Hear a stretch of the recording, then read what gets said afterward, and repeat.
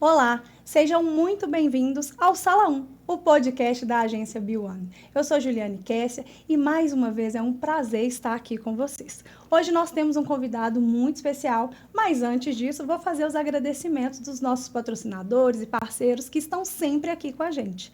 Então um grande abraço para o pessoal da Boticário, Guto Sushi, Bruno Lar Imóveis, agência B1, Débora Lousada e Baitainá, que sempre estão aqui me produzindo para mais um episódio.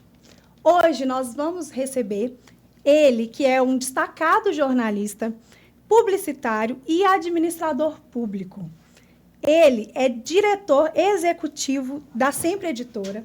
Ele liderou grandes publicações e também grandes emissoras. No serviço público, ele se destacou como secretário de comunicação e gabinete na Prefeitura de Betim. E em 2024, ele assumiu a Secretaria de Saúde, enfrentando desafios significativos como a epidemia da dengue. Hoje, Heron é reconhecido por seu compromisso com a comunidade e a sua atuação inovadora e eficiente. É um grande prazer te receber aqui, Heron. Seja bem-vindo. Obrigado, Juliana. Obrigado, pessoal da B1, do podcast Sala 1. Estou aqui à disposição para responder as suas perguntas, conversar um pouco, entender um pouco, né, de como a Betim está desenvolvendo, como a cidade está crescendo. Estou à disposição. Heron, me conta assim, por que o seu nome foi escolhido pelo prefeito Vitório? Por que dessa confiança toda? Juliane, eu comecei a trabalhar com o Vitório muito cedo, né, com 19, 20 anos. Eu comecei a trabalhar com ele em uma das publicações dele, que é o Jornal O Tempo. Eu comecei como estagiário, depois fui promovido a repórter, depois editor, até chegar como diretor no ano de 2011. E nesse período eu sempre desenvolvi campanhas eleitorais. Fiz disso uma profissão, né? Desenvolvi 15 campanhas eleitorais, campanhas municipais, campanhas de deputado, campanhas até de governador. E então, até aí, o meu trabalho era organizar campanhas, trabalhar nos bastidores da política. Porém, em 2023, o Vitório tinha um projeto, ele tinha feito alguns testes, mas ele precisava encerrar o mandato dele, terminar o governo dele. O governo dele começou no ano de 2017 e acaba agora em dezembro de 24, e ele precisava trabalhar a sucessão dele, que é um projeto vitorioso, um projeto que mudou a cidade de Betim, e ele precisava trabalhar a sucessão. Ele me fez um convite, esse convite foi feito no meio do ano, a gente trabalhou muito para que esse convite fosse aceito, e a partir de lá a gente começou a entender que era preciso cuidar da sucessão do Vitório. E essa sucessão foi construída, não foi uma coisa imposta, foi uma coisa construída. Ele chegou perto de mim, fez o convite, no primeiro momento, eu disse a ele que eu tinha que trabalhar com 3 pilares. O pilar da estabilidade, aí eu não estou falando da estabilidade financeira, eu estou falando da estabilidade emocional, da estabilidade da família. Porque envolve todo mundo, né? Muito, né? É uma decisão que tem que ser conjunta. Né? Hoje eu sou casado, tenho 2 filhas, uma de 22, uma de 19, e para a gente tomar uma decisão dessa, a gente tem que envolver todo mundo, né? Afeta a família toda. Sim. Isso foi feito, depois fomos para o segundo passo, que era trabalhar em cima de uma coalizão política. Afinal de contas, Betim é uma cidade complexa, uma cidade que tem mais de 220 bairros, uma cidade que tem cerca de 15 mil atendimentos de saúde por dia, uma cidade que tem 41 UBS, 4 UPAs, um hospital regional, um hospital da colônia, que também faz o atendimento, né, para a população do Citrolândia. Então, a gente tem que pensar muito antes de tomar uma decisão dessa. E se nós não tivermos coalizão política, se tiver um grande grupo para poder articular a política na cidade, a gente não consegue administrar. E esse foi o segundo passo. Conseguir aglutinar um grande número de partidos, um grande número de lideranças, tanto municipais como estaduais, até federais.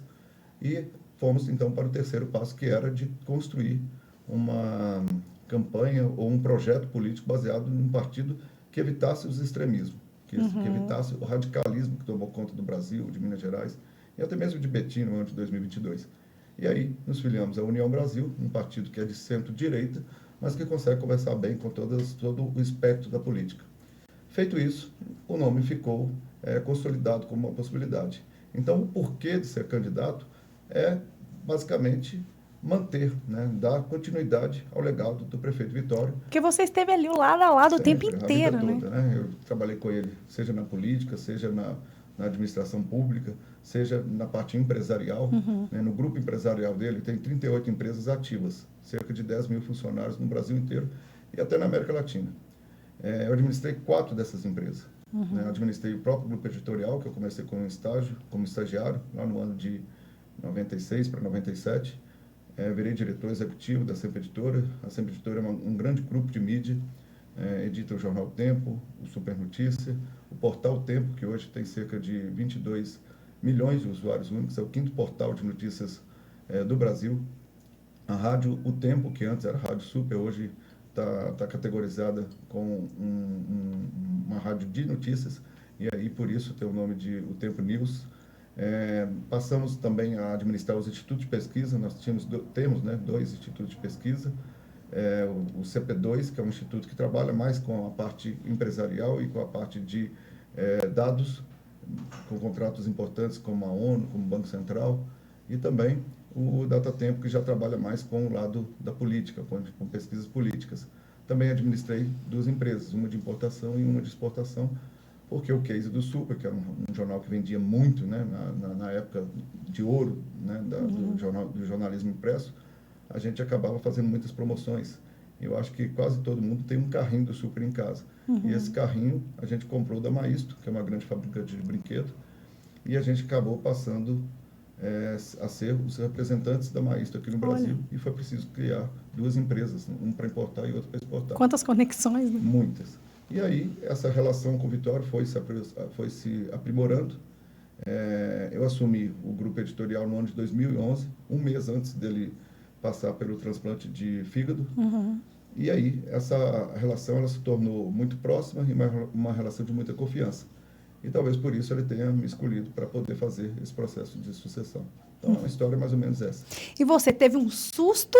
Ou você já recebeu a notícia assim, com confiança, tipo, vou encarar? Tudo bem que passou pelas perguntas, pelos processos, mas assim, você, sentimentalmente, o que você sentiu ali naquele momento? Eu sempre trabalhei com política. Susto talvez não seja a palavra mais correta, mas surpresa. Né? Acho que surpresa sim, porque eu nunca pensei em ser candidato a nada, nem a síndico de prédio. De prédio eu imaginei ser.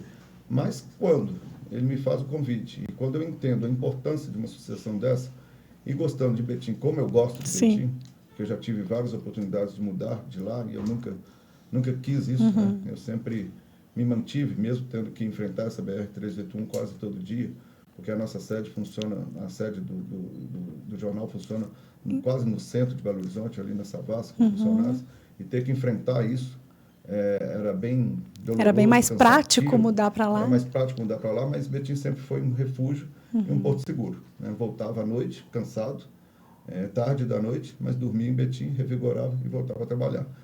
Então, o que eu defino não é que tenha sido um susto, mas uma surpresa de enfrentar um processo eleitoral, de pôr a cara a tapa, de pôr a mão à palmatória, porque está por trás, né, na coordenação, no desenvolvimento, na organização. Não digo que é mais fácil, mas mais era a sua cômodo. área de domínio, Isso, né? era o meu lugar de conforto. Né? Então, era bem mais cômodo estar nessa posição do que estar aqui na frente, dando entrevista, conversando com a população, entendendo as ansiedades dela, entendendo os problemas dessa população, que não são fáceis, né? Uma cidade muito, como eu disse, muito complexa, mas também cheia de coisas a oferecer. Sim. Então, a gente tem que transformar a oportunidade em realidade. Por isso, eu aceitei o desafio. A Cleusa Lara também esteve ali, né, do lado do prefeito o tempo inteiro, e agora ela entra junto com você. E aí, o que você sentiu com esse convite, com esse reforço que chegou agora? A Cleusa é uma amiga, né? Porque quando eu entrei no Grupo SADA, há 28 anos, ela já estava. Então, ela trabalhava na SADA, e às vezes que eu tinha que organizar uma reunião com o Vitório, participar de algum encontro com o Vitório, ela era ela que organizava essas reuniões. E a relação com a Cleusa tem o mesmo tempo do que a relação com o Vitório. É mesmo. Então, ela iniciou na política um pouco antes, né? O Vitório a convidou para ser secretária dele, depois ser vice, já no ano de 2020. Candidatou-se a deputado federal, perdeu por causa do fenômeno que aconteceu em Minas Gerais toda, que foi o Nicolas Ferreira, tirou de Betim quase 50 mil votos, 50 mil votos que pertenciam a ela. Então, teve esse fenômeno, mas a Cleusa é uma pessoa muito especial, sobretudo pessoalmente falando, né, porque nós temos uma relação de longa data, e politicamente ela já mostrou sua força e também mostrou a força da mulher. Então, ter a Cleusa, ter a mulher novamente nesse projeto, agora como vice do Heron, é algo que também me orgulha e que me deixa seguro, né, para ir para essa caminhada, porque eu estou entre pessoas de confiança, né? Não tem nenhum Acho que aventureiro. ela Né, contribui muito com essa chegada, né? muito. Representa muito, né? A Cleusa, ela cresceu muito, né? Cresceu tanto do aspecto profissional, do aspecto de se estabelecer, né, profissionalmente como mulher. Nós sabemos que é difícil uma mulher se estabelecer. Sim. A população é muito machista ainda. É. Ela sofreu por essa condição única de ser mulher, ela sofreu bastante. Eu acompanhei esse sofrimento dela. Ela se estabeleceu dentro do cenário político como uma pessoa importante, uma pessoa que é indispensável.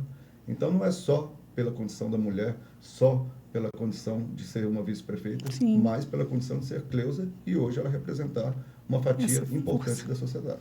Não, ela traz uma força. Eu falo assim, como cidadã de Betim, como mulher, eu tenho um orgulho muito grande de ver o lugar que ela ocupa, né? O lugar que ela representa para todas nós. E, inclusive, já vou deixar o convite, viu, Cleusa? A gente te espera aqui para poder fazer esse bate-papo também. Sem dúvida. A Cleusa hoje é uma pessoa de grande referência na nossa cidade, né? Não só na nossa cidade. Na hora de construir essa vice-candidatura, nós recebemos o pedido, né, de formalizar a Cleusa como vice-candidata do próprio Diretório Nacional e Diretório Estadual do PL, Partido Liberal, que ela faz parte, né, como mulher conservadora, religiosa.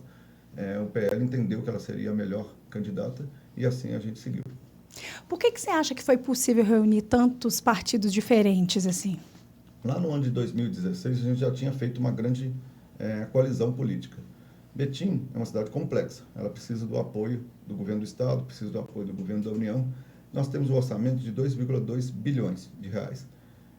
Quando olha só o número, pensa que é muito. Mas se você imaginar que nós gastamos ou investimos cerca de 600 milhões com a educação, cerca de 800 milhões com a saúde, e temos um compromisso de quase 900 milhões com a folha de pagamento, você vê que o dinheiro já foi embora. Então, a gente precisa de um governo estadual, precisa de um governo federal, precisa de ter criatividade para envolver iniciativa privada nos nossos projetos e ficar nesse dualismo, nessa divisão, nesse extremismo que tomou conta do país. Isso não leva a nada. É tão triste, né? Horrível, porque você vai ter uma situação que você vai agradar metade da população. Então, nós construímos justamente um grande arco para poder conseguir administrar a cidade.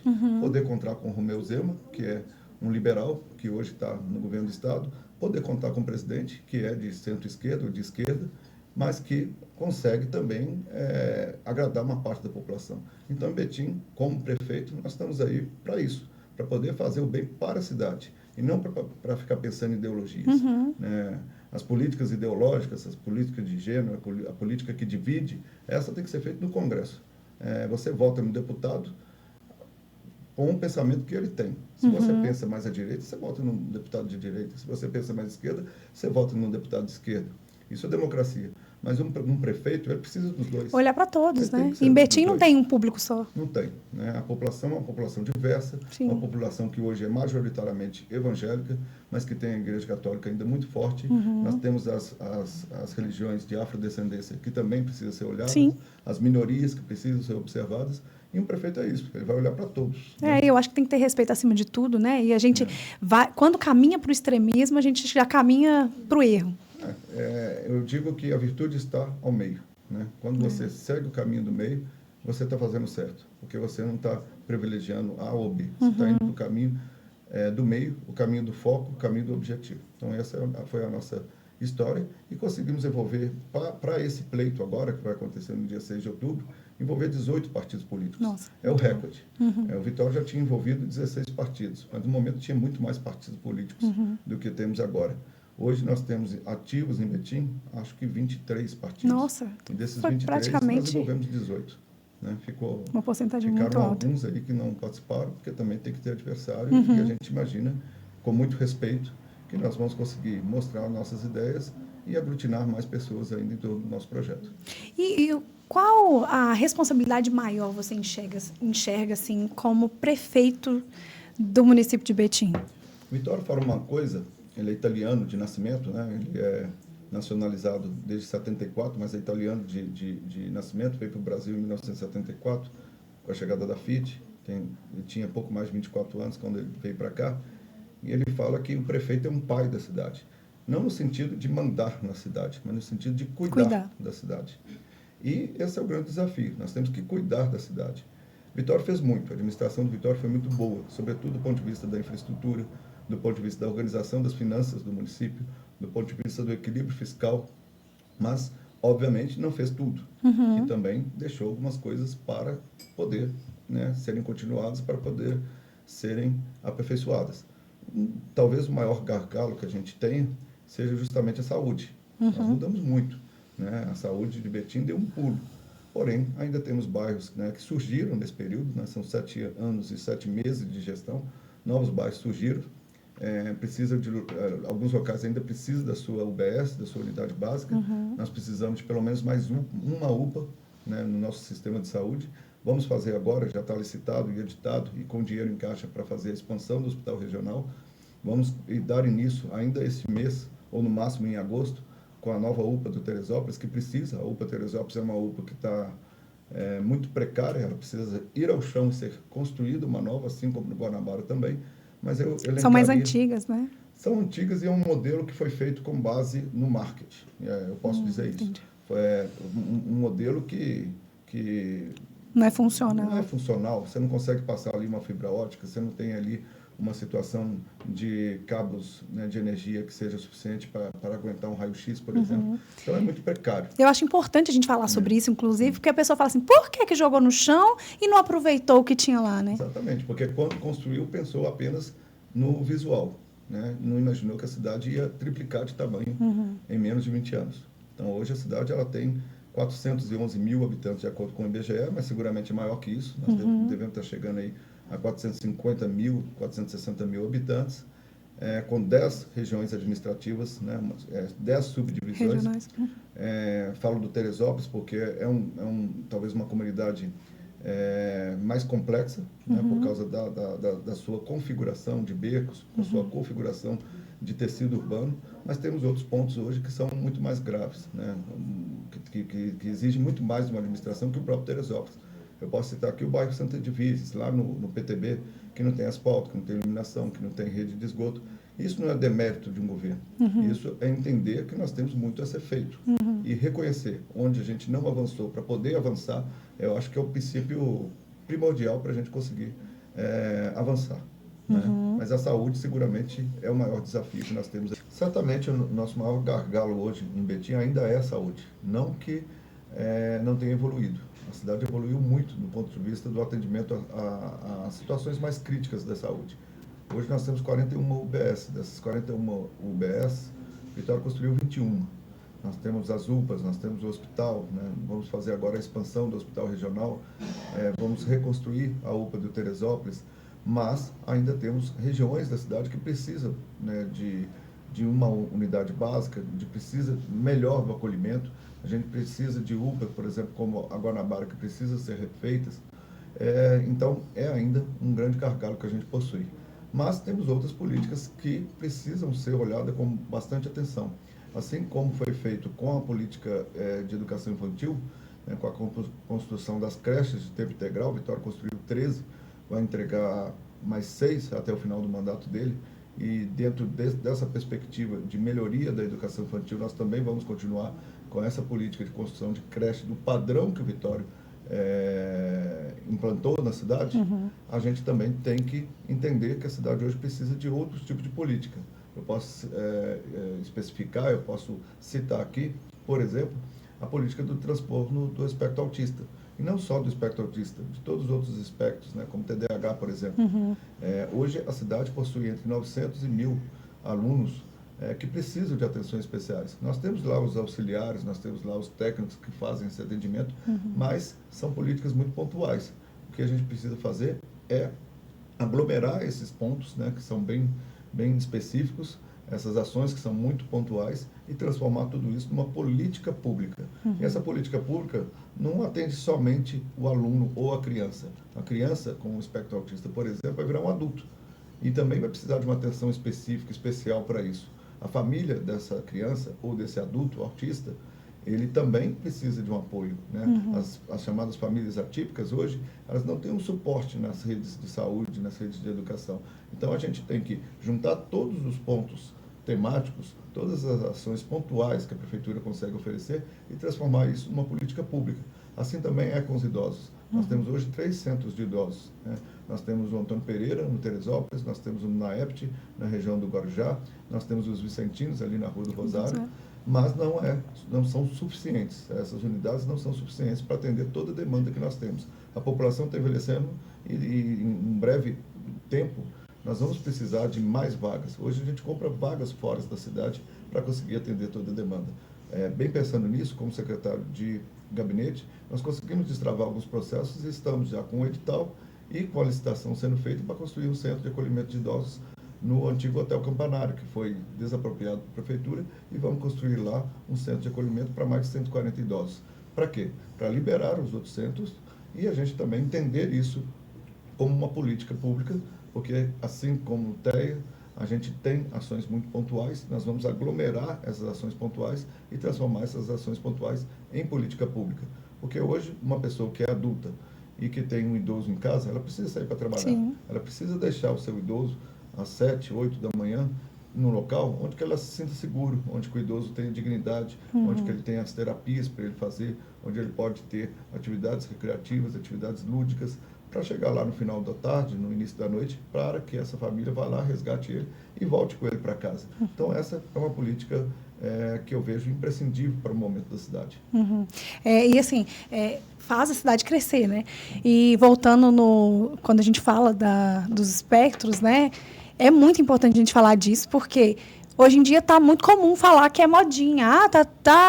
Também é autista, né? E assim, as pessoas precisam entender que o acesso à informação está trazendo mais diagnósticos agora, né? Então, não é simplesmente porque agora todo mundo é autista. Não, muitas pessoas não eram identificadas, não eram diagnosticadas. Muitas crianças hoje, elas recebem o diagnóstico e, com isso, o diagnóstico vai chegando também a familiares. Então, às vezes, é diagnosticado pai, mãe, avós, e que antes não tinham esse apoio, né? E eu acho muito importante a gente falar sobre isso, eu né? faço um comparativo com a própria psicologia.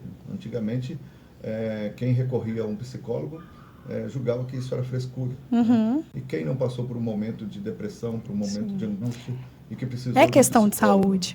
É uma questão de saúde mental. Sim. Hoje as pessoas estão mais abertas para a questão da psicologia. E assim também está sendo com o autismo. O autismo as pessoas estão conseguindo identificar mais. Não sei se como uma situação que tem a ver também com a hiperconectividade. Como eu disse, eu não penso que sou um especialista, não posso falar como especialista, mas posso dar as minhas impressões. Essa hiperconectividade altera profundamente as nossas relações sociais, né? Eu sou de uma geração que não tinha nem o WhatsApp. Hoje você passa grande parte do seu tempo conectado, consultando as redes, se informando pelas redes. A vida hoje é muito imediata. Isso traz consequências tem sociais. Consequências. E também traz consequências biológicas, Sim. certamente. Então, necessária e que precisa de uma atenção especial do poder público para poder fazer esse enfrentamento e dar dignidade para a população. Então, acho um assunto muito importante. E eu acho que, assim, vale a gente ressaltar também que o prefeito Vitório, ele é muito conhecido pelo combate à violência, né? Então, eu queria que você falasse um pouquinho se é sua intenção atuar aí. A gente viu que o Betim teve um crescimento muito grande nessa área. E aí, me conta como que vai ser se você for eleito. Bom, eu comecei minha profissão cobrindo matérias de polícia, né? Fazendo cobertura de notícias policiais, né? De confrontos policiais. E eu sou de uma época que a cidade começou a se desenvolver, a crescer, mas também a trazer consigo grandes problemas. O problema de violência foi intensificado no final dos anos 90 até o fim dos anos 2010, por exemplo, né? No ano de 2010, a gente chegou no pico, né? Eu lembro que em 2016, por exemplo, nós tivemos 230 e poucos homicídios. E isso se devia a vários fatores. Muitas políticas públicas foram desenvolvidas a partir de 2017. Uma política específica, né, são vários fatores que fez com que essa criminalidade violenta diminuísse, tem a ver com a própria política que foi introduzida pelo Fernando Pimentel. Ele fez um governo que foi muito mal avaliado, sobretudo no aspecto do funcionário público, teve atraso teve atraso também nos repasses do município, mas na segurança pública ele acertou, porque ele criou as bases comunitárias de segurança pública. Hoje você vê mais polícias na rua, você vê um policiamento mais ostensivo. E isso é um ponto positivo, né, que a gente herda dessa gestão passada. Mas o Vitório fez uma política, mesmo não sendo obrigação dele, porque a segurança pública é uma obrigação do Estado. Ele fez uma política muito coesa, né? O próprio investimento na educação infantil, né?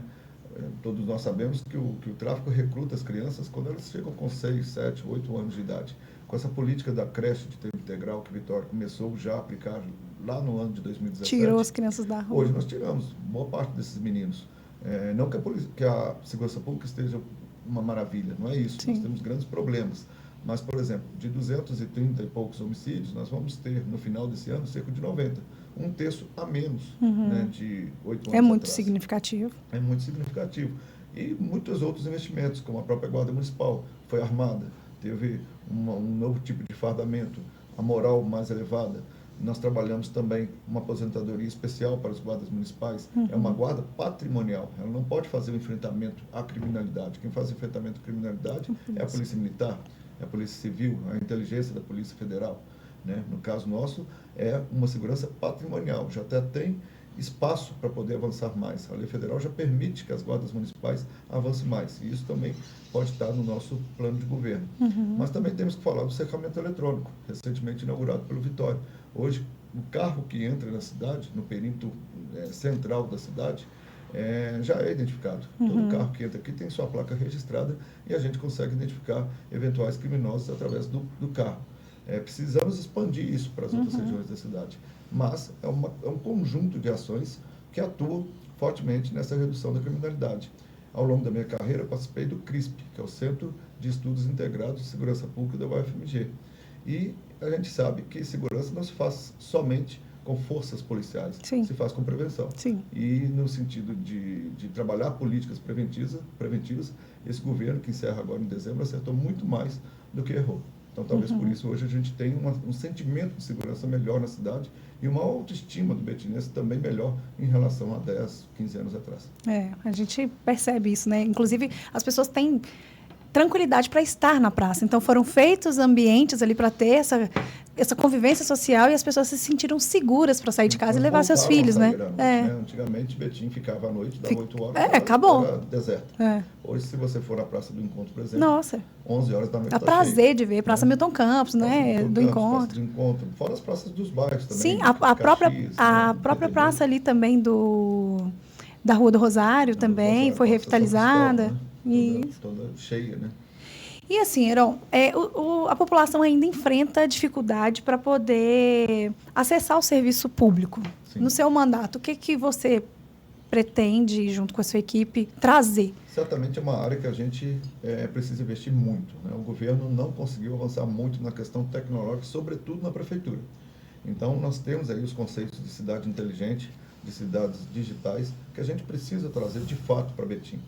Nós temos ainda serviços que a população poderia acessar remotamente, seja por aplicativo, seja por portais, que ainda não funcionam da forma que a gente gostaria que funcionasse. Né? A população ainda tem que recorrer a situações físicas, tem que ir à prefeitura, tem que enfrentar fila, tem que aguentar aquela burocracia chata de ter que lidar com papéis, sendo que hoje nós temos tudo isso ao alcance digital. Então, certamente, é uma das prioridades, né, junto com todas as outras políticas que nós já citamos aqui, investir muito no parque tecnológico da cidade, sobretudo da prefeitura. A prefeitura deve muito ao cidadão nesse sentido. E é como eu disse, né, colocar numa posição dessa é dar a cara a tapa, é dar a palmatória e reconhecer aquilo que a gente precisa avançar para saber o que nós temos para avançar. Porque, mesmo defendendo um legado, e eu defendo esse legado, eu acredito que se não fosse o prefeito Vitório Medioli, Betim estaria numa situação bem complicada. Sim. A gente sabe que não deu para avançar tudo, né? Existe um lapso temporal aí que precisa ser obedecido e a gente também não tem dinheiro para fazer tudo ao mesmo tempo. Então, a gente tem que ir por escadinha. E essa questão tecnológica certamente é um próximo degrau que a gente vai dar e seguramente a gente vai ter uma cidade bem mais tecnológica que nós temos hoje. E aí, assim, a gente consegue estimar pelos estudos que você e sua equipe têm feito mais ou menos um tempo para que isso aconteça, caso eleito? Olha, a tecnologia é muito rápida. O que dificulta a vida do gestor são os próprios formatos de contratação da prefeitura. Você precisa de fazer uma licitação pública. Uma licitação pública leva 90 dias para aparecer concorrentes. O concorrente, aquele melhor, aquele que é melhor, geralmente tem um preço maior. E aí você tem que contratar aquele que é pior. E aquele que é pior, às vezes, não entrega um serviço bom. Aí você tem que refazer a contratação. Então, você tem todos esses desafios. Hoje, nós temos ferramentas modernas. A lei de licitações, por exemplo, mudou do final do ano passado para este ano. Hoje, a lei de licitação permite você manter um fornecedor na prefeitura por quase 10 anos. Isso dá o sentido de continuidade. Antigamente, não. Era no máximo 5 anos. E aí, falando em tecnologia, 5 anos é pouco tempo. Porque você tem que fazer todo um desenvolver processo um de transformação, projeto, fazer uma migração tecnológica bem complicada, mas certamente nós temos ferramentas e temos pessoas qualificadas. Hoje nós temos uma superintendência de tecnologia da informação na prefeitura que tem que ser elevada. Esse status da superintendência tem que ser elevado. Eu não digo que uma secretaria ou uma empresa de tecnologia, Belo Horizonte tem a Prodabel. Eu não sei se é o caso de fazer ainda uma empresa de tecnologia em Betim. Isso facilitaria os processos de contratação. Mas eu não sei se o tempo é esse. Talvez a gente evolua de superintendência para a secretaria e depois de secretaria para uma empresa pública. Certamente isso vai trazer mais destreza, mais rapidez. Mas acho que no primeiro ano de mandato, por exemplo, a gente já consegue avançar bastante e fornecer para a população o acesso a um aplicativo, o acesso aos serviços que hoje tem que ser feitos pessoalmente, demandando aí consultas físicas, papel e tudo isso que envolve e que é muito arcaico. Né? Você se inspira em alguém, em algum lugar para isso? Eu digo que o Paraná hoje é uma referência em gestão. Né? Tem lá o Ratinho Júnior, filho do apresentador Ratinho, tive com ele já algumas vezes, e ele é um gestor que conseguiu transformar o Paraná. O Paraná sempre foi referência. Né? Curitiba é tida como cidade modelo para vários locais do mundo, não só para o Brasil. Mas o Paraná, o estado do Paraná avançou muito com o Ratinho. O Ratinho, por exemplo, ele já está no segundo mandato, mas os 3 meses do primeiro mandato dele foi dedicado para realizar projetos. Ele não entrou de uma forma avassaladora, não, ele planejou. Ele dedicou 3, 4 meses da gestão dele, no primeiro mandato, para realizar os projetos, para deixar os projetos já engatilhados, para aí sim ele saber o que tinha que fazer. E isso foi feito. E hoje o Paraná colhe frutos dessa gestão, desse planejamento. Então, se tem um local que me inspira, certamente é o Paraná, é o governo do Ratinho Júnior. Porque eu acho importante a gente falar isso para quem está assistindo a gente, porque às vezes, assim, passa uma sensação, talvez para quem é leigo, ainda não conhece, né, sobre o projeto, não está mergulhado nesse mundo. Sim. Mas vai acontecer quando? Será que tem uma ideia, né? E aí, quando você vai lá e pesquisa, que no caso você já pode ir aí pesquisar, Sim. É muito mais fácil a gente sonhar, né? Opa, eu quero isso para minha cidade, né? O Paraná ele investiu muito, sobretudo na parte econômica, ele mudou o eixo da economia. É o que está acontecendo mais ou menos com o Betim. Nós estamos num mundo disruptivo, um mundo que está mudando muito rápido. Sim. A Europa, por exemplo, já não existe, já é difícil de achar nos países mais desenvolvidos fábricas a combustão. Né? Já são os motores elétricos que estão tomando conta. A China já veio com a BYD para o Brasil e está dominando o mercado de automóveis já com seu carro elétrico. O que vai ser de Betim? Que está baseado numa Stellantis, que ainda é uma fábrica a combustão. Nós temos que mudar o eixo da economia para crescer junto. O Vitória já começou a fazer isso, de certa forma. O investimento da cidade está sendo muito focado na questão da logística. Hoje nós temos o Mercado Livre, hoje nós temos a Amazon, nós temos aí a questão do aeroporto, que vai ser inaugurado dentro de 2, 3 anos. Tudo isso para mudar a economia da cidade e a gente ter sustentabilidade. Porque senão, daqui a um tempo, daqui 10 anos, 15 anos, que isso é um piscar de olhos, a gente vai sofrer. E a gente vai ter uma economia depauperada, uma economia crítica, que não vai acompanhar as evoluções mundiais. Nós sofremos uma concorrência muito grande com o sul de Minas. Extrema, por exemplo, tem uma política econômica de atração de empresas muito agressiva. Então, nós temos que nos adaptar a essa realidade e transformar o foco da economia de Betim. Não estou falando com isso que nós não necessitamos de uma Regap e de uma Stellantis. Claro que ainda são as principais empresas que contribuem com o município e vamos precisar delas. Elas também estão se transformando, mas nós também temos que fazer a nossa parte. É um crescimento em conjunto, né? Exatamente é isso que vai acontecer. O advento do aeroporto, o advento das grandes avenidas que nós estamos construindo, um rodoanel, que nós vamos fazer isso de forma municipal. Nós não aceitamos a forma como o Estado propõe o rodoanel. Então, nós vamos fazer ao nosso modo, porque entendemos que um rodoanel que passa por fora da cidade funciona. O que corta a cidade ao meio não funciona. Mas o Vitória também já deixou uma verba, parte dessa verba, para poder ser investida a partir de 2025. Depois nós vamos ter que estudar, encontrar formas para fazer esse complemento e também entrar aí a iniciativa privada para nos ajudar nessa grande obra, nessa grande alça viária que vai certamente interligar e dar condições para essas indústrias se desenvolverem. Que a gente já começa a ver um horáriozinho de pico ali, né? A gente já começa a ver engarrafamento em certos horários em Betim, coisa que não tinha antes. Então a gente está vendo que a cidade está crescendo e ela precisa crescer mais, né? O centro, a região central da cidade está mudando. Tá, muito. O fluxo de carro é gigante. Há pouco tempo que era Valadares com Amazonas, né, que é o centro velho, mas nós estamos vendo que a região da Edmeia, da Marco Túlio, o eixo está ali. Uhum. Né? Há 80 anos, a Igreja Nossa Senhora do Carmo era voltada para o Bandeirinhos, porque Bandeirinhos foi o nosso primeiro bairro. Né? Talvez as pessoas não sabem, mas o primeiro núcleo de povoamento de Betim aconteceu no Bandeirinhos. Tanto é que a Igreja Nossa Senhora do Carmo era voltada para o Bandeirinhos. Depois, com a BR-381, e aí que faz a diferença de ter uma BR cortando a cidade, o que aconteceu? A cidade começou a crescer na margem esquerda da 381. Inclusive, a igreja teve que ser destruída, teve que ser reconstruída com a frente voltada para onde a cidade desenvolveu. Porque a igreja ficou de costa para a igreja. Olha. E isso é a importância de a gente não aceitar, por exemplo, o traçado do Romadão que o Muda governador tudo. Romeu Zema quer trazer para nós. Nós entendemos que o Romeu Zema é um bom governador, mas nisso ele está errado. A gente vai mostrar para ele. Porque quem conhece a realidade da cidade é quem está administrando aqui. Quem conhece essa realidade somos nós, e nós não vamos deixar de forma alguma que prejudique. Um rodoanel, que não é rodoanel, que se fosse anel, passaria por fora, que uma avenida dessa, que um paredão de cimento desse, corte, por exemplo, a região da Alterosa, que separe a UBS dos usuários da saúde, Sim. que separe uma delegacia da zona quente de criminalidade, que separe a escola dos estudantes. Né? Dentro do projeto do Estado, estão previstas lá só 3 transposições. Nós já identificamos 17. Nossa. Então, não dá. Não está previsto, por exemplo, as desapropriações.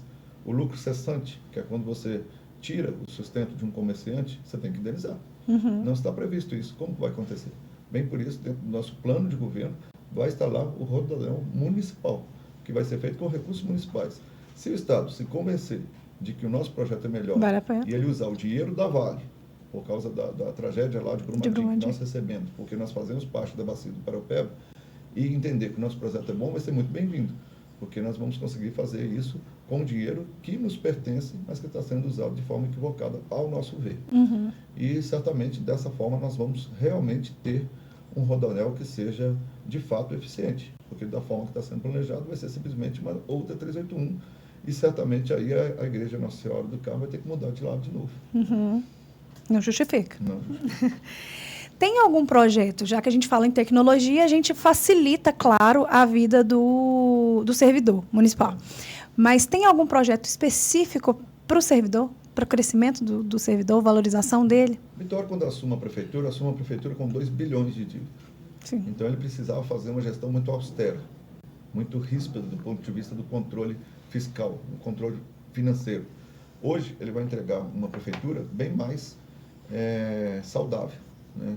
Certamente vai entregar com algum tipo de superávit, o que ele não encontrou. Ele encontrou com 2 bilhões de dívida, e ainda com uma dívida da Andrade Gutierrez de 800 milhões. Nós tivemos que fazer um movimento muito intenso para baixar essa dívida de 800 para 200 milhões, e a partir desse patamar de 200 milhões, a gente dividir em parcelas e pagar. Em dezembro, ele acaba de pagar essa dívida. Que não então, ele vai entregar zerado de dívida? Ele entrega com as contas equilibradas, com um pouquinho de superávit. Sim. Mas isso já é um grande ganho, imaginando ganho. que lá em 2017 nós tínhamos 2 bi, uma vez e meia a mais o próprio orçamento do município. Então, foi preciso segurar as contas. O funcionalismo, certamente, ele compreende essa situação. Hora nenhuma, o Vitório atrasou pagamentos. Foram dados grandes benefícios, né? Foram dados reajustes. Faltou algum ano ou outro? Sim, mesmo porque nós vivemos um período pandêmico. Um período de grande dificuldade para o município. Nós tivemos que enfrentar uma pandemia. E o combate à pandemia na cidade também foi fruto de elogios, né? Porque nós conseguimos implantar 3 centros, né, de Covid aqui. E dentro dessa situação, nós tivemos que segurar a folha. Né? A lei de responsabilidade fiscal estabelece alguns patamares de investimento no funcionalismo público. Não pode ultrapassar isso. E a cidade estava ultrapassando.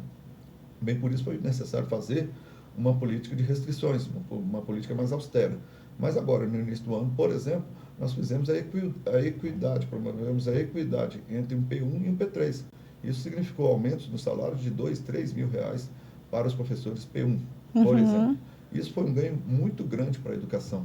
Nós promovemos, no meu período lá de secretário de saúde, que foram só 2 meses e meio, um concurso público, que vai acontecer agora em agosto, final de agosto, que vai inserir no serviço público mais de 1.300 profissionais da área médica.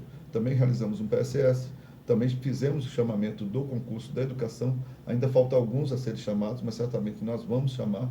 E a partir daí nós vamos restabelecer a normalidade de garantias de aumento, garantias de formação, garantias de investimento na carreira desse servidor, um novo PCCV. Como secretário de gabinete, eu identifiquei que o plano de cargos, carreiras e investimentos no funcionalismo público está ultrapassado. Precisamos chamar uma empresa de consultoria especializada nisso para estabelecer um novo PCCV para esse servidor. Não pode ser feito, talvez, pela prefeitura, porque o município vai entender que está sendo tendencioso, ou se fizer só com a prefeitura, o funcionário vai entender que está sendo tendencioso. Então, vamos montar uma comissão formada por Câmara, por Prefeitura, por funcionários, serem funcionários da administração, da saúde, da educação, para juntos criarmos um novo PCCV que preveja tudo isso. Hoje nós temos mais de 200 tipos de cargos dentro da Prefeitura. Isso é uma loucura, porque se você promove em determinada categoria, você tem que promover outras 20.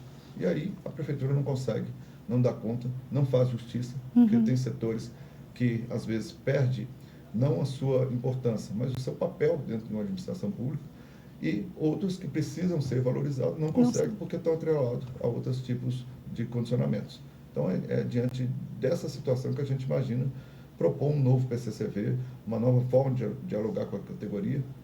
Eu tive com o pessoal do Sindiúti, nós apertamos as mãos, porque foi a negociação mais rápida que o Sindiúti teve nos últimos 20 anos, durou 3 semanas, porque fomos leais, fomos corretos, e o próprio Sindiúti reconhece isso, porque temos aí nos meus arquivos todas as declarações que os professores disseram e todo o ganho que eles tiveram nesse curto período que eu estive como secretário de gabinete. Isso dá um alívio para o coração, né? Tranquilo. De saber que está no caminho. Você tem que dormir tranquilo. Se você faz o certo, se você usa o serviço público para promover o bem, você não quer enriquecer as custas dos outros, você chega em casa, coloca a cabeça no travesseiro e dorme. Dorme pouco, mas dorme bem. Né? Mas desempenha o papel que tem que ser. E sobre a política de cultura, o que você acha que como foi e como será? A cultura especialmente nos últimos meses, tivemos problemas, graves problemas. Fornecedores desonestos, pessoas que não entendem cultura, que assumiram a cultura, talvez por um lapso do próprio governo, e isso tem que ser dito. Como eu disse, eu estou dando a mão palmatória e o rosto à tapa. Eu estou aqui para ser transparente e bastante tranquilo para falar naquilo que a gente não acertou ou que a gente deixou de acertar. E a política, eu entendo a política cultural de uma outra maneira. Uma política cultural não é baseada só em eventos. Política cultural é todo um conjunto. Está baseado na assistência social, está baseado na promoção da saúde, está baseado na promoção da educação. Nós temos hoje, a maioria dos produtores culturais de Betim não sabem disso, ou sabem, mas não têm alcance para poder conseguir realizar projetos, 7 leis. Né? O elevador Lacerda de Salvador, por exemplo, foi renovado, foi reconstruído com dinheiro de Betim, de incentivo cultural de Betim. Por quê? Aqui nós não temos tantos projetos. Eu fui diretor de um grupo que tem cerca de 6, 7 milhões de incentivo cultural, mas não temos projeto. Talvez na minha plataforma, a prioridade vai ser na qualificação desses produtores culturais, desses artistas, no sentido de aproveitar essas leis que nós temos à disposição. Nós temos, por exemplo, a Lei Rouanet. Poucos produtores de Betim aproveitam a Lei Rouanet. Nós temos empresas aqui que geram cerca de 20, 30 milhões de Lei Rouanet, que são poucos aproveitados. Quase. Nós temos a Lei do Audiovisual, que é uma cópia da Lei Rouanet. Poucas pessoas aproveitam. Um dos poucos produtores que aproveitaram essa lei foi a Beth, que realizou o filme da Elza Soares e que o Grupo Sada promoveu. Só do Grupo Sada foi mais de 1 milhão que nós investimos nessa produção. Por quê? Tinha projeto. Nós temos outras leis, como a Paulo Gustavo, né, que foi criada na época da Covid, e, se eu não me engano, ainda vai ter um período aí de renovação para aproveitamento dos projetos. Nós temos as leis municipais, a Aldir Blanc, nós temos a lei Noemi Montijo, nós temos a lei do ICMS, e agora, também nesse período que eu fui secretário de gabinete, nós aprovamos a lei do IPTU. Você tem uma empresa, tem que pagar IPTU. Se um produtor cultural ou um produtor de esporte, que também vale para o esporte, chega até você com um projeto, você manifesta o desejo de aplicar parte do seu IPTU naquele projeto. Esse projeto ele é aprovado por uma comissão estabelecida na prefeitura, você pode fazer esse aporte para esse produtor. Mas o produtor ele tem que fazer o projeto, ele tem que aprender a fazer o projeto. E hoje não existe isso na cidade. Nós temos que associar também a cultura ao turismo.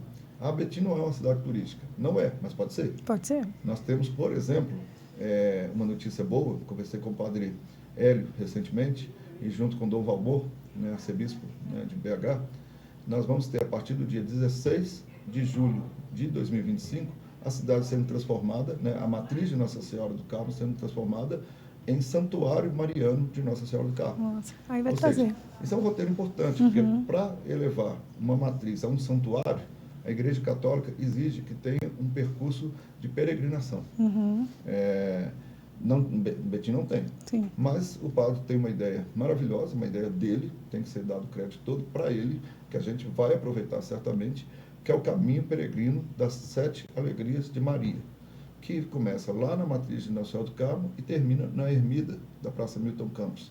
E aí são 7 paradas, onde vai trazer não só um tipo de turismo, mas também vai desenvolver toda aquela região que já é uma região desenvolvida, mas que vai trazer muito investimento para cá. Nós temos pessoas loucas para investir em Betim, como o pessoal da Stock Car. Belo Horizonte está passando um perrengue para a Stock Car. Os empresários que trouxeram a Stock Car para Belo Horizonte fizeram um contrato de 5 anos. E aí tiveram que cotar árvores, teve problema com a FMG, está tendo uma dificuldade para realizar esse evento em Belo Horizonte terrível. E nós temos espaço com a abertura da via Icaivera, que liga Betim ao Icaivera, que pode receber um autódromo, como é o de Curvelo. Aliás, melhor do que o de Curvelo. Para chegar em Curvelo são 200 quilômetros. Nós, com o aeroporto aqui, isso vai ficar muito fácil para uma Stock Car, para uma Fórmula Truck, para uma Fórmula Porsche. É calendário anual. Agora, você imagina o que isso pode trazer de desenvolvimento para a indústria hoteleira, para a indústria do turismo, para a indústria da cultura. Nós temos outra notícia também, que é a própria arena de futebol. Betim joga essa semana. Né? Se empatar, ele pode ir para a primeira divisão do Mineiro. Indo para a primeira divisão também traz recursos para a cidade. Sim. Nós temos que abraçar esse time. Sim. Porque o futebol também é uma forma de movimentar a economia. E o Betim está aí há muito tempo lutando e representando, levando a nossa cidade, né? Espero que agora... Vai. E eu imagino que vai dar certo. Sim. Né? Nós vamos subir para a primeira divisão. Subindo para a primeira divisão, a gente precisa de ter uma arena à altura. E essa arena já está com o protótipo pronto, nós vamos apresentar no momento certo, que vai funcionar ali na região, entre a região norte e a região alterosa.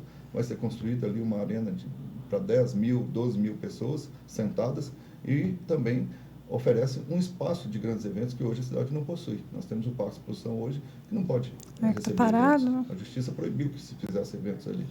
Então a gente tem, por exemplo, esse espaço. Perda do parque foi um luto, né? É um luto, acho que para o betinense. Mas contra a justiça, né? Qual prefeito que é louco de ir contra uma decisão judicial? Não dá para ir. Né? Mas certamente essa arena ela vai funcionar para receber eventos aí, seja religiosos, seja culturais, seja do entretenimento, para mais de 30 mil pessoas. Né? Porque sentadas, a capacidade dessa arena será de 12 mil. Mas para um show, né, que a gente pode entrar no circuito de shows, é para 30 mil pessoas no mínimo. Então isso é o que eu penso com a cultura. A cultura tem que ser sistematizada e não simplesmente fazer um eventozinho aqui, às vezes perturbando, aumentando o som.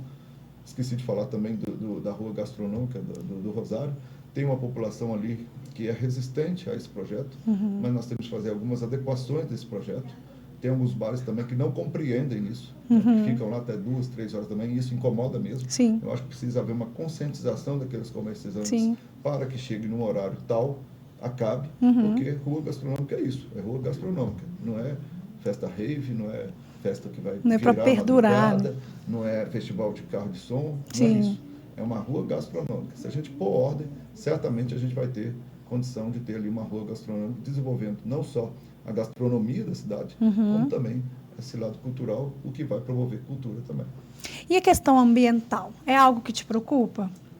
O ambiente está mudando drasticamente no mundo inteiro. Basta ver o que aconteceu no Rio Grande do Sul. Sim. Já havia acontecido em Petrópolis, no Rio de Janeiro, já havia acontecido no Nordeste, né? Nessa época do ano, no Nordeste chove, né? Alagoas, especialmente, fica debaixo d'água. O desenvolvimento, o aquecimento solar, há uma matéria que saiu agora, recentemente, que diz que em 50 anos o Brasil vai estar inabitável. Eu acho que é um pouco de exagero, são os ecoterroristas também não sou desse lado. Eu acho que a gente tem que mesclar preservação com desenvolvimento. E dá para fazer isso. Por nossa parte, prefeitura, nós não vamos ficar trabalhando políticas de aquecimento global. Isso aí se faz lá no G20, lá na ONU, lá na Organização Mundial do Comércio. Então, é lá que se discute esse tipo de questão. Por nosso lado, nós temos que trabalhar a preservação, o cuidado com o lixo, a educação no trato com o lixo. Nós andamos pela periferia da cidade, ainda falta muita educação. Falha ainda a prefeitura em alguns aspectos, de colocar alguns ecopontos mais eficientes, mas a própria população faz uma bagunça danada. Trazer isso para dentro das escolas, né? Eu acho que isso é tão importante. Tem que ter uma conscientização. Sim. Hoje a prefeitura tem um esforço danado, gasta muito dinheiro com varrição, com capina, mas não é a varrição e a capina que é o lixo que vai entupir os bueiros, que vai trazer isso para a calha do rio, que vai provocar as enchentes, que vai provocar os deslizamentos. Né? Nós temos pontos críticos na cidade, nós já mapeamos isso para as chuvas de janeiro. Nós temos aí cerca de 30, 40 pontos já identificados como pontos críticos. E medidas já estão sendo tomadas? Estão sendo tomadas, porque nós temos hoje uma defesa civil proativa. Nós não tivemos problema de chuva em janeiro. Né? Tirando algumas inundações, alguns pontos de alagamentos, nós não tivemos grandes problemas. Mas há 3 anos, por exemplo, nós tivemos 2 mortes na região do Teresópolis, lá no Beco Fagundes. Mas o Beco Fagundes, o Beco Cachoeirinho, o Beco Guedes e o Beco Itaparica, que são os mais críticos da região, vai receber agora um aporte do Programa de Aceleramento do Crescimento, de Aceleração do Crescimento, que é do governo federal. E isso foi também uma conquista nossa, que tivemos lá em Brasília no final do ano e conseguimos aprovar cerca de 30 milhões para investir nesses 4 becos. Isso é medida preventiva. Não acontece para as chuvas de agora. Para as chuvas de agora nós estamos fazendo medidas paliativas, né? Sobretudo na colônia Santa Isabel, por exemplo. Né? Com a tragédia de Brumadinho, aquela lama foi toda carreada, né, para o Paropeba. O que aconteceu? O rio subiu, né, foi assoreado, a água já não fica dentro da calha, provoca a alagação de Santa Isabel. Nós precisamos construir 2 bacias, uma na região do PTB, entre PTB e o Bandeirinhas, e uma na própria colônia, para poder amenizar esse problema. Mas é um problema provocado por essa degradação ambiental. Então, é sim fruto de muitas preocupações, mas o que cabe à prefeitura é a prevenção e as medidas preventivas para evitar problemas que sejam pelo menos adiantados. Nós sabemos que estamos aí com fenômenos naturais atípicos e que isso vai ser cada vez mais comum. Né? São atípicos agora. Não, a gente percebe, inclusive, esse ano, né? O clima foi totalmente diferente, né? A hora que era para estar muito frio, não estava muito frio, e a gente vai sentindo essa mudança o tempo inteiro. Eu sou técnico agrícola, né? Minha primeira formação é técnico agrícola. Eu queria ser veterinário, mas a vida não deixou eu ser veterinário e me jogou para o jornalismo. E como técnico agrícola, eu sempre observo os fenômenos naturais, né? Aprendi a observar fenômenos naturais para poder lidar com as plantações, com o comportamento dos animais. E a gente vê hoje, né? Hoje, por exemplo, tudo. A florada do IP não é setembro mais. Né? Setembro o IP já parou de florescer. Ele é antecipado para final de julho, início de agosto. Né? O IP rosa está florescendo agora. Você pode observar que tem alguns IPs florescendo agora. Está tudo muito... O normal é na primavera, em setembro, não no inverno. Então, isso já são efeitos, né, provocados por essa mudança climática. O inverno agora já está na metade, quase para o final, e agora que o frio está chegando. A média de chuva em Betim é de 1.200 a 1.300 milímetros por ano. Né? Seguramente esse ano vai estar na casa dos 800, 900. Não isso foi nem metade, sim. Afeta a saúde. Sim, porque o tempo fica seco. Né? No começo estou com a garganta ruim, porque o tempo seco afeta a saúde, deixa as pessoas mais nervosas, né? E por causa disso afeta também a questão psicológica das pessoas, exige mais atendimento da saúde mental e vai virando uma coisa atrás da outra. Né? Os problemas respiratórios, tudo, né? Hospital tudo cheio. Criança fica... É o terror das mães esse tempo seco. Né? E ainda está de férias. Quando voltar, ainda vão ter os fenômenos gripais aí. Né? Porque aí tem que melhorar a imunidade da galera de novo e aí começa. E assim, uma queixa muito grande da população ainda é o transporte público. Sim. Então eu queria falar um pouquinho sobre ele. Tem 2 tipos de transporte na cidade. O transporte metropolitano, que é esse que sai de Betim e vai para Belo Horizonte. Esse é lastimável. Né? Infelizmente, isso é o DR, Departamento de Estado de Rodagem, do Governo do Estado. E o Governo do Estado abandona a região metropolitana. Não tem nenhuma agência que regula esse transporte.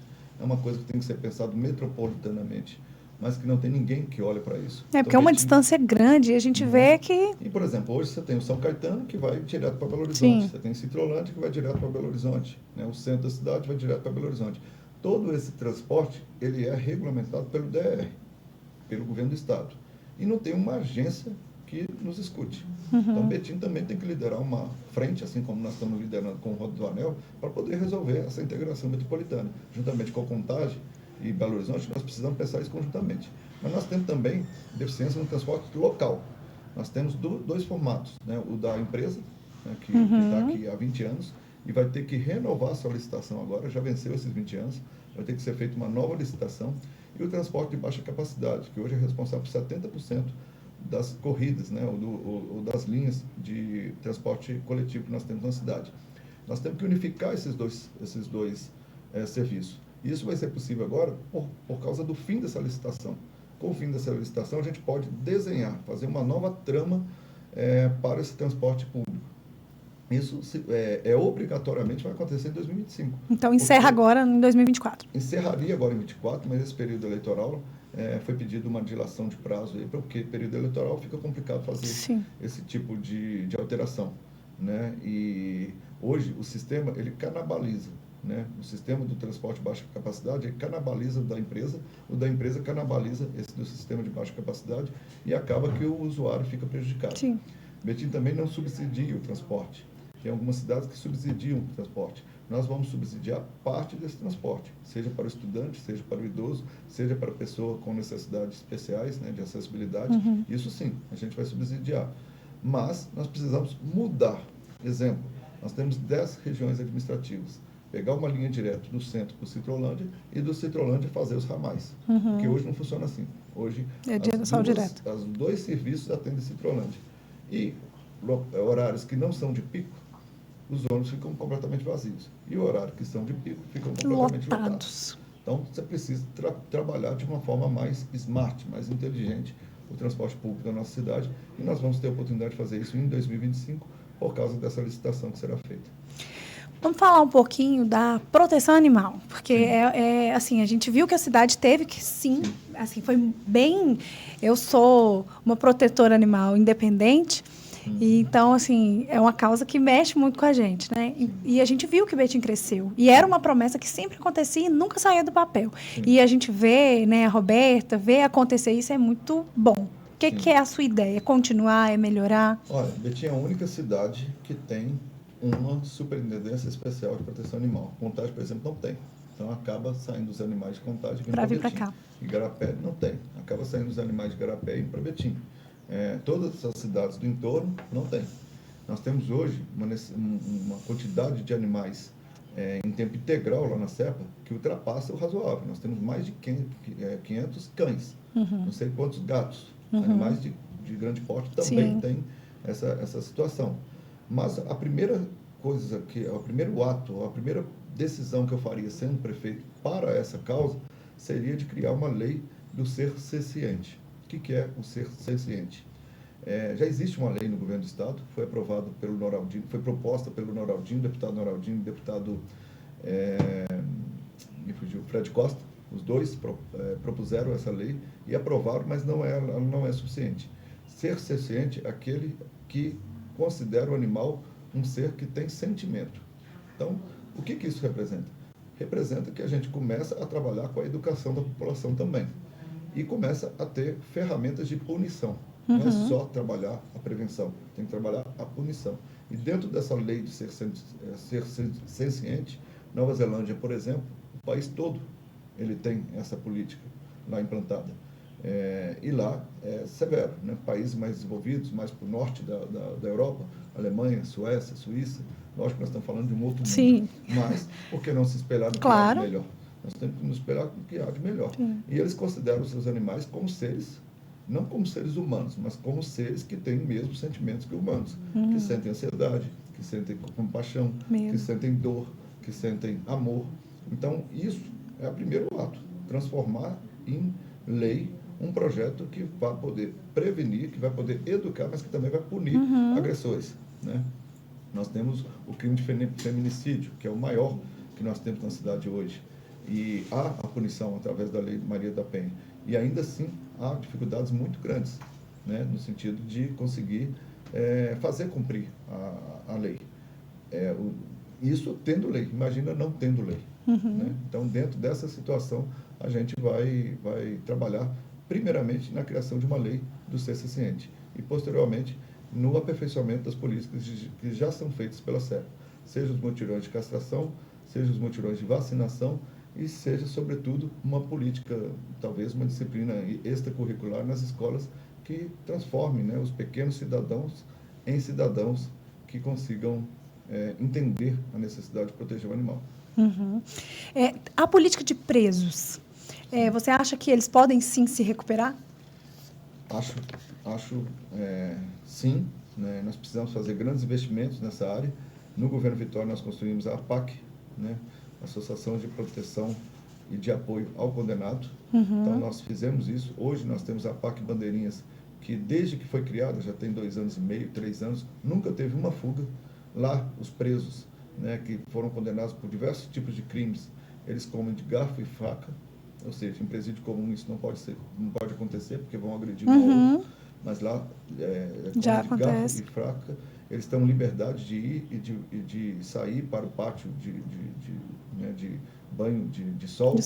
Eles fazem atividades remuneradas, eles têm lá como ganhar o salário, e isso recupera vidas. Né? Nós não temos nenhuma reincidência com presos que estão na PAC de Betim há 2 anos e meio. Então, isso é um exemplo de que há, sim, possibilidade de regeneração. Né? E você tem que dar chance para as pessoas. Sim. As pessoas erram, né? Mas elas precisam ter chances. Né? Se errou de novo, vai ter que pagar por isso de novo. Mas a sociedade ela não pode ter o tom simplesmente punitivo. A punição tem que vir com oportunidades. Na PAC do Bandeirinhas, isso tem acontecido. Mas nós temos um bom exemplo, que foi feito pela Prefeitura, e nós temos um mau exemplo, que é no Ceresp, lá do Pingo d'Água, que tem uma capacidade para 600, 800 presos, nós temos 1.400 presos. E lá é tratado como bicho. Qual que é o problema de lá? Reincidência, fuga, motins, tumulto. Então, nós temos os 2 exemplos na cidade. A gente tem que valorizar o exemplo da PAC. E lá na PAC, dá para avançar? Dá para avançar. Mas sem o apoio do Estado, sem o apoio da sociedade também, que tem que aceitar esse tipo de construção perto das suas casas, porque isso também é um dilema. Quando nós fomos construir isso lá no Bandeirinhas, foi muito polêmico. É desesperador, né? As pessoas ficam em pânico. É um presídio, e não é um presídio, é um centro de recuperação de vidas. E isso foi muito eficiente. Nós temos dados lá, e o pessoal de lá adora receber visitas, e quem visita a PAC sai de lá com uma outra mentalidade. E é esse tipo de política que a gente tem que implantar na nossa cidade. Heron, a gente tem, assim, 1 milhão de assuntos aqui para trazer, e o nosso papo eu acho que foi muito bom, muito construtivo. Inclusive, eu quero lembrar você de curtir, de se inscrever no canal, de mandar aqui quem você quer ver, ou qual assunto você quer saber do Heron no próximo convite, porque a gente vai ter que trazer ele aqui de novo, porque tem muita coisa para a gente contar para vocês. Mas antes, né, da gente encerrar, a gente já está chegando ao fim, mas antes da gente encerrar, a gente vai fazer um quadro que é muito comum aqui, a gente vai fazer o ping-pong. Então, eu falo e você completa. Isso. Política é? Amor. Um filme ou livro inspirador? Cinema Paradiso. É o livro, é o filme. Agora, livro, 100 Anos de Solidão. Gabriel Garcia Marques, meu escritor preferido. Ele já tem uma grande lista aí no seu coração? Já tem muitos. Eu leio, pelo menos, a cada 3 anos eu leio ele. Se eu pudesse acabar com algo no mundo, seria? Corrupção. O melhor da vida é? Família, Atlético Mineiro, esporte, comida, bebida. Acho que a vida tem que ser vivida, tem tem que te dar prazer. A vida tem que dar prazer. Você não pode fazer da vida um sacrifício. Eu não faço da vida um sacrifício. Eu aceito o que vem para mim. E aquilo que vier para mim, eu transformo em coisa boa. Acho que as pessoas estão se perdendo muito no excesso de passado e excesso de futuro. Tá aí a ansiedade, né? Está querendo viver o futuro, está querendo reviver o passado. O negócio é trazer para o para o presente. hoje. E ter vida mesmo, ter vida social, poder ir a um restaurante, comer, beber, lógico, com moderação, participar da vida social. Isso faz a gente ficar ter feliz. Fôlego, né? Renovar para o outro dia, né? O sucesso é? Eu acho que estar bem consigo próprio, né? Não adianta você ter muito dinheiro se você acha que tem pouco. Não adianta você ter pouco dinheiro, que também não vai te deixar feliz. Eu acho que você tem que estar bem consigo próprio. Estando bem consigo próprio e com seus próximos, você está bem com a vida. A frase da minha vida é: a virtude está no meio. A gente está realmente chegando ao fim. E assim, eu fiquei muito feliz de saber que você tem o apoio da sua esposa, né? Sim, então, muito. A Janaína está aí com você. E qual tem sido o papel dela nessa jornada? Nós estamos nos descobrindo. Depois de 28 anos juntos, nós estamos nos descobrindo. Estamos descobrindo em público, né? Porque agora tudo é rede social, tudo nós temos que estar muito vigilantes com as nossas posições, com as nossas posturas, mas ela tem sido uma grande aliada de primeira hora, uma pessoa que tem me dado uma retaguarda muito grande e que tem, sim, me dado a garantia de poder ficar das 7 às 23 horas lutando, batalhando e propondo o que eu acho que é o melhor para essa cidade. Que bom ter alguém assim do lado, né? Sim. Então, eu queria agradecer a você que nos acompanhou até aqui. Vou pedir para que o Heron deixe mais um recado, mas antes disso, quero te dizer, Heron, muito, muito obrigada, viu, pela sua presença. Você é sempre bem-vindo aqui, sua equipe também. Desejar muito sucesso e que essa caminhada seja leve, seja cheia de sonhos, de desafios e que você consiga vencer todos eles. E que a gente te espera aqui para uma próxima, tá? Certamente. Essa caneca aqui é um presente. Você vai levar ela para poder lembrar da gente em todos os momentos que você precisar. O salão está aqui de portas abertas. E aí deixa o seu recado para o pessoal de casa. Primeiramente, parabenizar, né? Já conheci a Juliane, mas como entrevistadora saiu melhor que encomenda. Ai, que bom. Agradecer a Sala 1, agradecer todo o pessoal aqui que está nos acompanhando, né? A Bill1, todo o pessoal que está aqui, né? Fazendo esse trabalho legal, um trabalho criativo, um trabalho produtivo, e deixar um recado que é simples, né? Compare os projetos, que a decisão vai ser tomada de acordo com a sua opinião. Então, fica aí o nosso recado, a nossa informação. Aqui é assim, a gente gosta de ouvir todos os lados, todas as histórias, e aqui a gente fala um papo real que você consegue entender, participar e viver esse momento aqui juntinho com a gente. Então, mais uma vez, obrigado por você ter participado, ter assistido até aqui, e nós te esperamos no